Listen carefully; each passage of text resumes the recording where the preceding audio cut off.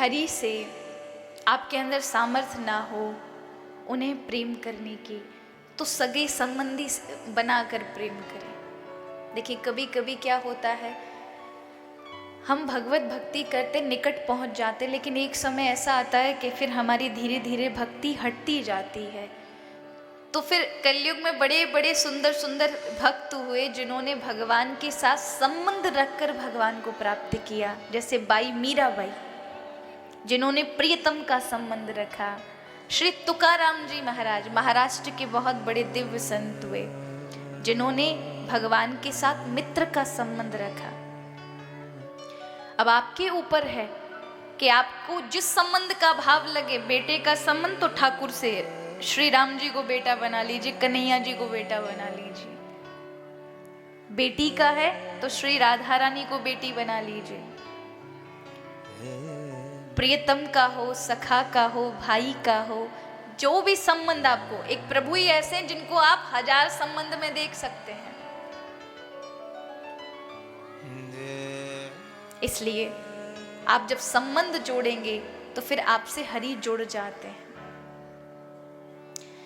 अगर आपने जब तक संबंध नहीं बनाया प्रभु के साथ, तो याद रखिएगा फिर सबके लिए भगवान समान हैं, सबके कर्मों का लेखा जोखा देने के लिए, परिणाम देने के लिए तैयार हैं। लेकिन जब आप संबंध बना लेते हैं तो आपके दुख उनके दुख हो जाते हैं, आपके कष्ट उनके कष्ट हो जाते हैं। फिर क्यों भक्तों के लिए भगवान कभी माली बनकर आ रहे हैं, कभी कुछ बनकर आ रहे हैं, कभी बेटा बनकर आ रहे हैं। और इसी कलयुग के अंदर परमात्मा ने 1414 में एक बहुत बड़े भक्त हुए गुजरात के नरसिंह जी, उनके बेटे बन करके उनके घर उनकी बेटी का भात भरा।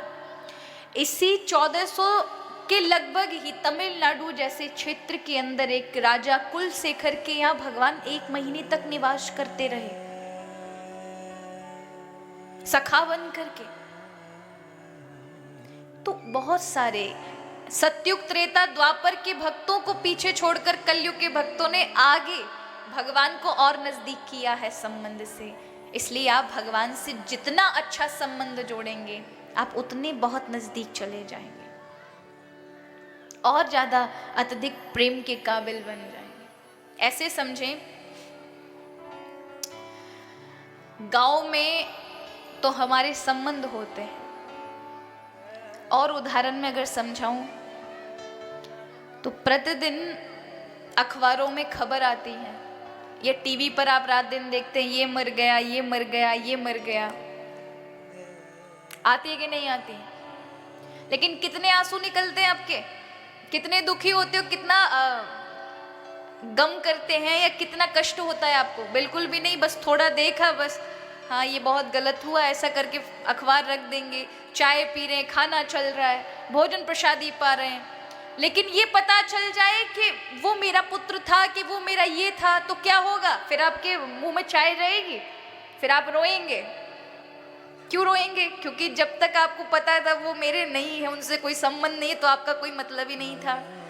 ठीक है, अपना जो कुछ हो रहा है आप क्या कर सकते हैं, विधि का विधान है, ईश्वर के हाथ में, ऐसा कह के टाल देते हैं। लेकिन जब पता चलता है कि उन मरने वालों में कोई हमारा है, तो उसके साथ संबंध होने के कारण भावनाओं में असर होता है, और वही भावनाएं भाव ले आते हैं और व्यक्ति रो पड़ता है।